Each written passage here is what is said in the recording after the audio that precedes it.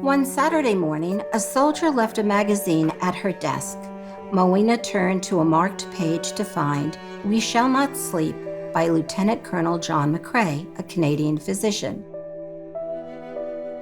When my father served in World War II, all of my uncles on my mother's side and my father's side all served in World War II. Daddy was very quiet about the war, what he went through, what he saw there. The story he shared about the poppy with me stayed with me forever because it was the one thing that we actually spoke about and I understood at a very young age. I'm the director of the Moina Michael Poppy Project. I work at the University of Georgia. I work in the law library. I come from a military family. My father was a World War II veteran, and he was actually one of the first Americans to liberate a concentration camp. So that had a powerful influence on him. We were right in the middle of the Cold War. Most of the parents had served in one branch of the service or the other. So our teacher had asked us to please bring in a memory.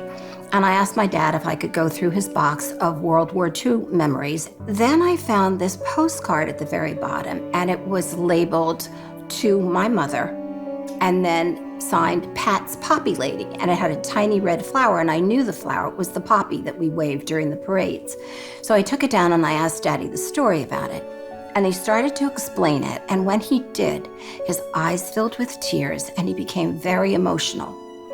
And he said he had met this woman, her name was Moina Belle Michael, when he was a young serviceman about to go overseas.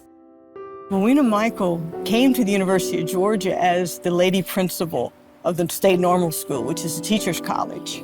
She called it her spirit child, this whole idea of using the poppies as a symbol of remembrance. She got the Georgia branch of the American Legion to adopt the poppy, who took it to the national branch of the American Legion. And that's how the poppy is the symbol today for the American Legion and from the veterans of foreign war because of her campaign. My father, one day, got home from his studies and he had a letter from his mother saying his two brothers were captured and they were prisoners of war. Moina saw him sitting there and she came up and asked if she could please sit with him and talk a while. And they spoke for hours. And from there, she said, "Do you think I could write to your fiance back home?" And my father said, "Of course." And the postcard I found was the postcard she had written to my mom and said that if he hadn't had her support at that time and her kindness, he would never have made it through that difficult time. 50 years later, I took my first writing course. And when I mentioned it to my dad, he said, "Would you please write about Moina?" People are forgetting who she was and what she meant to our soldiers. Right before he died, he said to me, "I'm so happy." He said, "It took 70 years, but I finally found a way to thank my Poppy Lady for her kindness."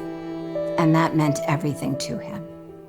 It was a young widow who had lost her husband in World War I, and there was nobody in New York to help her claim his body, to even help her figure out what to do, and Miss Moina just took her by the hand and helped her. She did that for hundreds and hundreds of people. Moina always said, "We will keep the faith and we will pick up the torch and we will hold it high and carry it forward in memory of our war dead."